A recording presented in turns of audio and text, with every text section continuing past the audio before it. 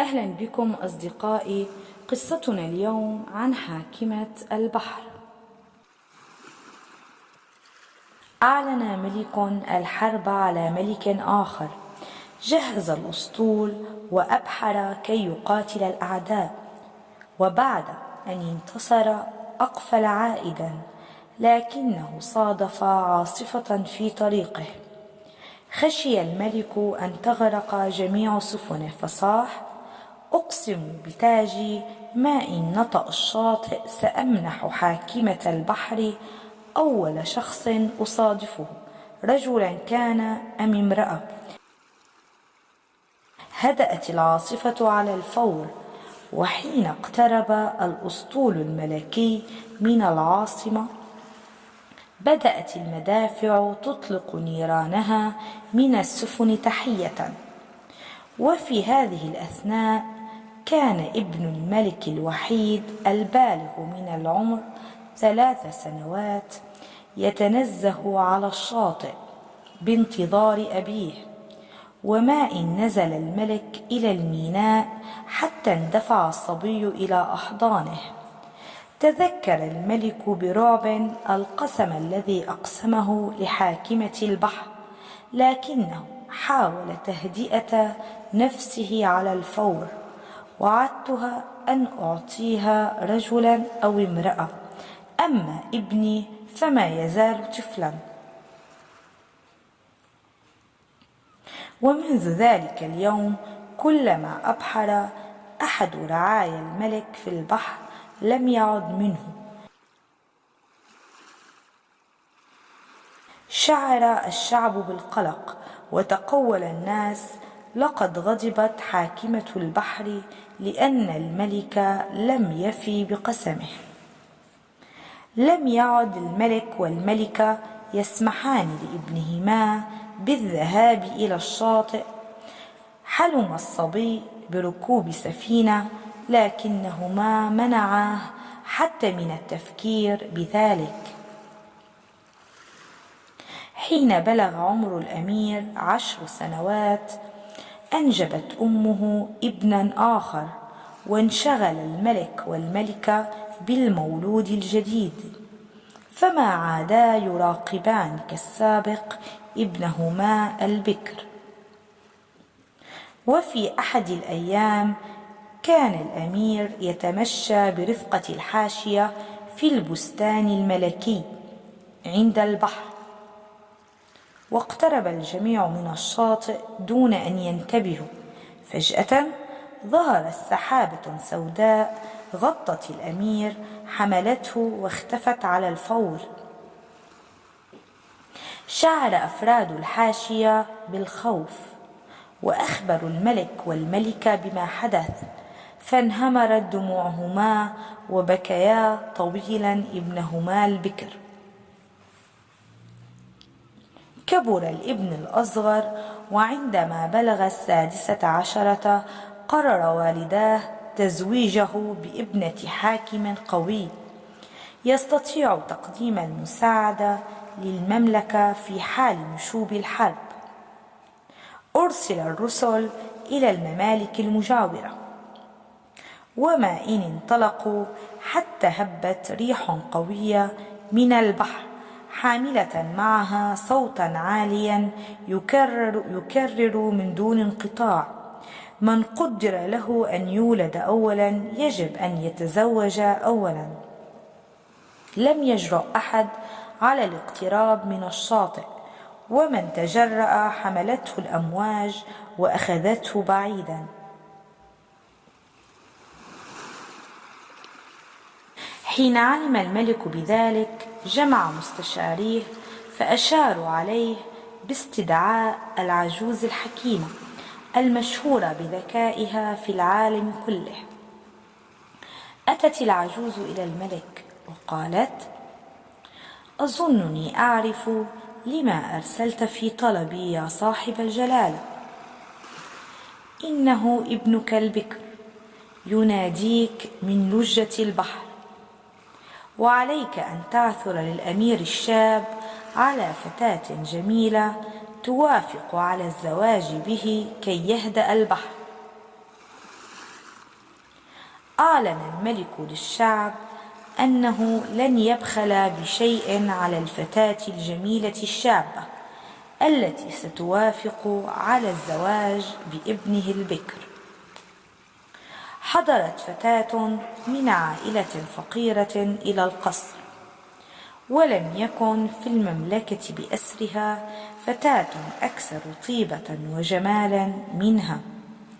عندها قالت العجوز للملك: يجب أن تأمر ببناء بيت عند البحر وتأخذ الفتاة إليه، ربما أعجب بها الأمير وقرر أن يتزوجها. طلبت العجوز الحكيمة من الفتاة أن تقسم بأنها لن تنظر أبدا إلى الشاب الذي سيأتي في منتصف الليل. وما إن جهز البيت عند البحر حتى أخذت الفتاة إليه وتركت وحدها. وفي منتصف الليل تماما أتى الأمير مبللا من رأسه حتى أخمص قدميه، نفض الماء عن ملابسه، وضع تفاحة على الطاولة، اقترب من الفتاة ونظر إليها، ثم خرج إلى الغرفة المجاورة واستلقى لينام. كادت الفتاة المسكينة تموت من الخوف، لكن بعد أن تمالكت نفسها راودتها رغبة لا تقاوم بإلقاء نظرة خاطفة على الأمير النائم، لكنها تذكرت قسمها وبقيت مستلقية دون حراك، ثم غفت واستيقظت عند الفجر بعد أن غادر الأمير. انحنى الأمير قبل مغادرته فوق الفتاة ونظر إليها مطولا، ثم أخذ التفاحة عن الطاولة وخرج مغلقا الباب خلفه. صباحا أتوا لزيارة الفتاة فوجدوها بخير. وفي أثناء ذلك وصلت عروس الابن الأصغر الذي قرر الملك أن يتخلى له عن العرش. قضت الفتاة الليالي في البيت عند البحر. يأتي الأمير في منتصف الليل، ينفض الماء عن نفسه، يتفحص الفتاة طويلا بعد أن يضع التفاحة على الطاولة، ثم يغادر عند الفجر. أما هي فلم تنظر إليه نظرة واحدة. وفي إحدى المرات قال الأمير للفتاة قبل أن يغادر البيت: خذي هذه التفاحة وارمها على الأرض ثم اتبعيها، سوف تتدحرج وتقودك إلى بستان فيه شجرة تفاح، اجمعي ثمارها وعودي على الفور، وإياك أن تتلكئي. بعد ذهاب الأمير أخذت الفتاة التفاحة عن الطاولة ووضعتها على الأرض، ثم ركضت خلفها وهي تتدحرج بسرعة إلى أن توقفت عند بوابة ذهبية خلفها بستان كبير. فتحت البوابة من تلقاء نفسها، أكملت التفاحة تدحرجها، وقادت الفتاة إلى شجرة تفاح تحمل ثمارا كثيرة. قطفت الفتاة ملء مئزرها تفاحا، وحين همت بالمغادرة تلكأت لأن البستان أعجبها كثيرا، وفي اللحظة نفسها أغلقت البوابة الذهبية. شعرت الفتاة بالخوف، وتذكرت الآن فقط أن الأمير أمرها ألا تتلكأ قرب الشجرة. وهنا تدحرجت التفاحة إلى عمق البستان، وتوقفت عند موقد كبير فوقه قدران مملوءان حتى حافتيهما بالماء. أحد القدرين كبير والآخر صغير. تتقد نار قوية تحت الكبير ونار ضعيفة تحت الصغير. نقلت الفتاة بعض الحطب من تحت القدر الكبير إلى ما تحت الصغير، فغلى فيه الماء على الفور بينما توقف عن الغليان في الكبير. أما التفاحة فأكملت تدحرجها فتبعتها الفتاة حتى وصلت إلى مرج صغير ينام عليه صبي وبنت.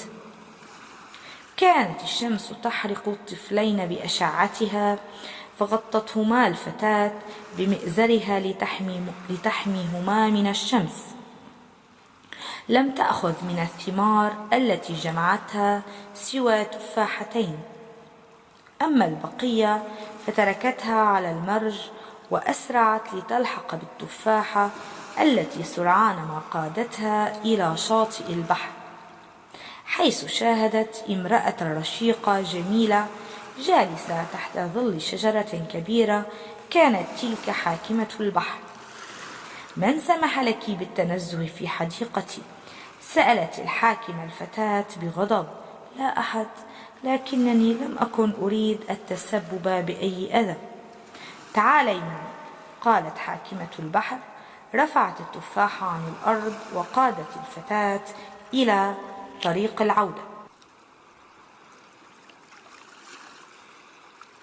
وصلتا إلى المرج حيث ينام الطفلان تحت المئزر. أنت ما غطاهما به؟ سألت حاكمة البحر.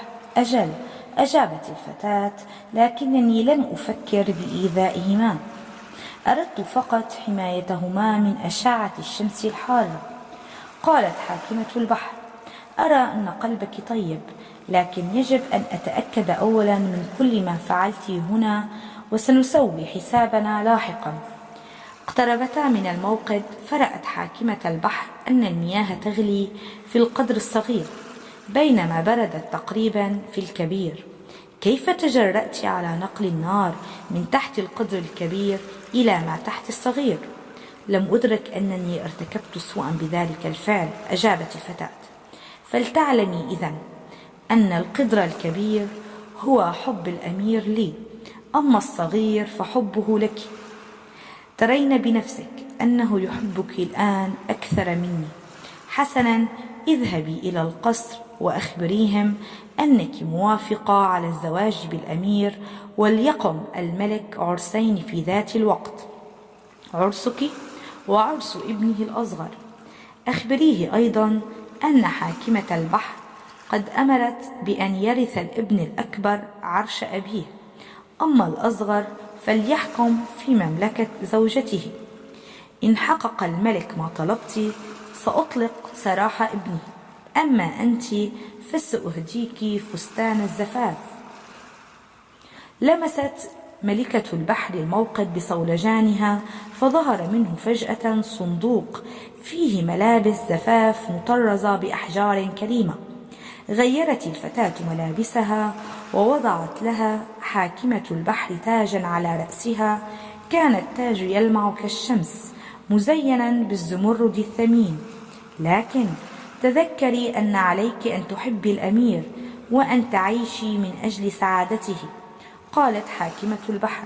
سأفعل كل شيء كي يكون الأمير سعيدا.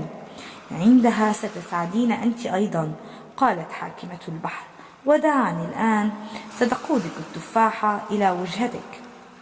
رمت التفاحة على الأرض وسارت الفتاة خلفها. فتحت البوابة الذهبية وسرعان ما أصبحت الفتاة قرب القصر. ذهل الجميع بفستان عرسها وتاجها الساطع كالشمس. ما كانت ثروات المملكة كلها تكفي لاقتناء تاج مثل هذا. نقلت الفتاة للملك رغبة حاكمة البحر، فوعد فرحا بتنفيذ كل شيء. تم الاستعداد للعرسين، وحين أصبح كل شيء جاهزا واجتمع الضيوف ظهر فجأة شاب جميل عانق الأمير والديه وأخيه فرحا وسرورا، وقبل عروسه المطيعة التي تجرأت لأول مرة على النظر إليه. احتفلوا بالعرس وعاش العروسان بهناء وسعادة وأمان.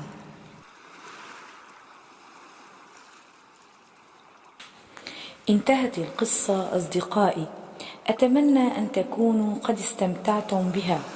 والآن نبقى مع صوت الموج الجميل وتصبحون على خير.